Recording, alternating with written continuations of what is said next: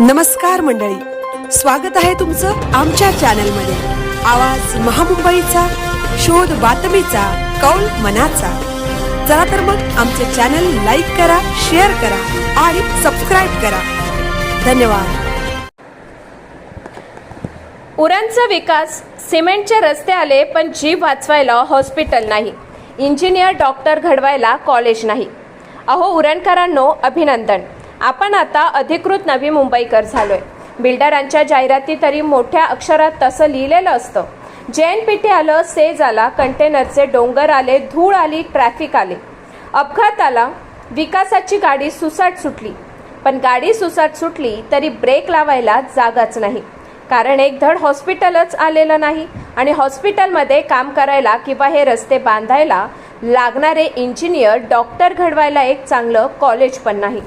पूर्वी उरण म्हणजे शांत गाव, नारळी पोफळीच्या बागा, कमी माणसं, तुरळक गाड्या। मग विकास आला, 4 पदरी 6 पदरी रस्ते झाले। JNPT मुळे दिवसाला हजारो कंटेनर धावू लागले, उद्योग आले, नोकऱ्या आल्या, बाहेरची पब्लिक आली आणि अपघात पण डबल स्पीडने वाढले। रस्ता बांधणाऱ्याला माहीत होतं की अपघात होणार, म्हणूनच जागोजागी अपघात प्रवण क्षेत्राचे बोर्ड लावले। पण बोर्ड लावून त्यांची ड्युटी संपली। अपघात झाला की माणसाला न्यायचं कुठे, तर नवीन मुंबई किंवा पनवेलला पळवा हाच एक मंत्र। उरणचा पेशंट अर्ध्या रस्त्यातच देवाघरी जायचा, पण हॉस्पिटल मात्र उरणात यायला तयार नाही। आता गंमत बघा, उरणची मुलं हुशार नाहीत असं नाही, इथली पोरं रात्र जागून अभ्यास करून MBBS करतात, इंजिनियर होतात, गावासाठी काहीतरी करायची इच्छा असते, पण करणार कुठे? उरणमध्ये एक सुसज्ज हॉस्पिटल नाही की एक चांगलं मेडिकल किंवा इंजिनिअरिंग कॉलेज नाही। मग ते बिचारे मुंबई पुण्यात जाऊन दुसऱ्याच्या हॉस्पिटलमध्ये नोकरी करतात, दुसऱ्याच्या कंपनीत राबतात। आपला डॉक्टर दुसऱ्याच्या पेशंटची सेवा करतो आणि आपला पेशंट रस्त्यात तडफडून मरतो। आपला इंजिनियर दुसऱ्याचे पूल बांधतो आणि आपण इथे खड्ड्यात पडतो। याला म्हणतात विकास।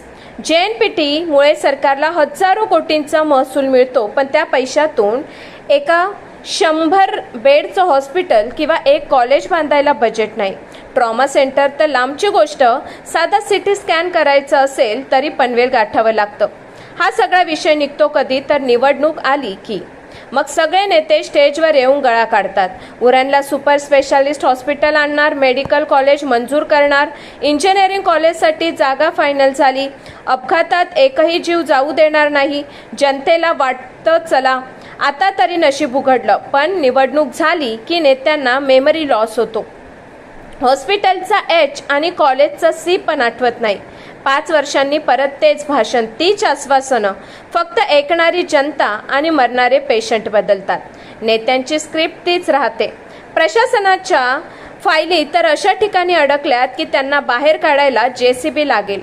DP प्लॅनमध्ये हॉस्पिटल आणि कॉलेजसाठी जागा राखीव आहे म्हणतात, पण त्या जागेवर एवढं गवत उगवलंय की कदाचित तिथेच गवत संशोधन केंद्र काढायचा प्लॅन असेल।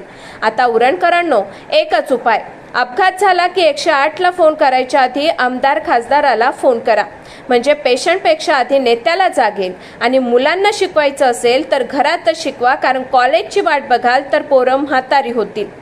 कारण नाहीतर सगळ्या रस्त्यांवर एक बोर्ड लावा, येथे अपघात करू नये आणि आजारी पडू नये, कारण उपचाराला हॉस्पिटल नाही आणि शिकायला कॉलेज नाही। विकास म्हणजे फक्त सिमेंटचे रस्ते आणि कंटेनरचे डोंगर नसतात, माणसाचा जीव वाचवणारं हॉस्पिटल आणि डोकं घडवणारं कॉलेज पण लागतं। पण हे समजायला कदाचित नेत्यांना स्वतःला 108 मधून किंवा ॲडमिशनसाठी लाईनीत उभं राहायची वेळ यावी लागेल। तोपर्यंत नवी मुंबईकर असल्याचा अभिमान बाळगा आणि प्रार्थना करा की नशीब बलवत्तर असावं, कारण इथे विकास बुलेट ट्रेनच्या स्पीडने झालाय, पण हॉस्पिटल आणि कॉलेज मात्र अजूनही बैलगाडीमध्ये अडकलेत। आवाज महामुंबईचा चॅनलसाठी पूजा चव्हाण, उरण।